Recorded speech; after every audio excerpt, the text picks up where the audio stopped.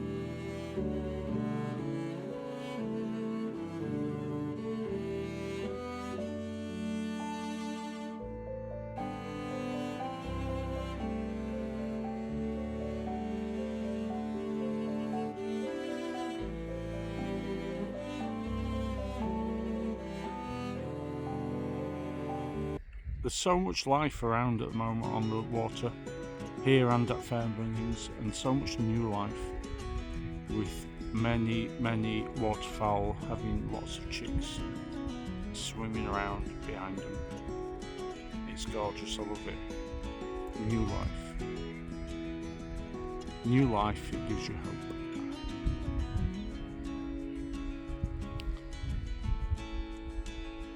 Wow, this has grown up a bit, hasn't it? Looks gorgeous. Hopefully get some little birds on reeds at some point. Or on that post, there's a post right at the back in the middle. It'd be great if you got a hawk on that, wouldn't it? It is a beautiful day here at RSPB St Aidans. I do love these RSPB sites, and I may have said that before. They do come in for a bit of negativity to the RSPB, but I think on the whole they do a good thing, and a lot of these birds won't be around without their efforts. So it's getting close to Canada and Alaska time. I cannot wait. In the next 2 months will be the trip of a lifetime for myself anyway, and my family, and I am so looking forward to it. I hope I get lots of images of wildlife and Canada landscape, and hopefully without pissing off the wife too much. That would be a bonus.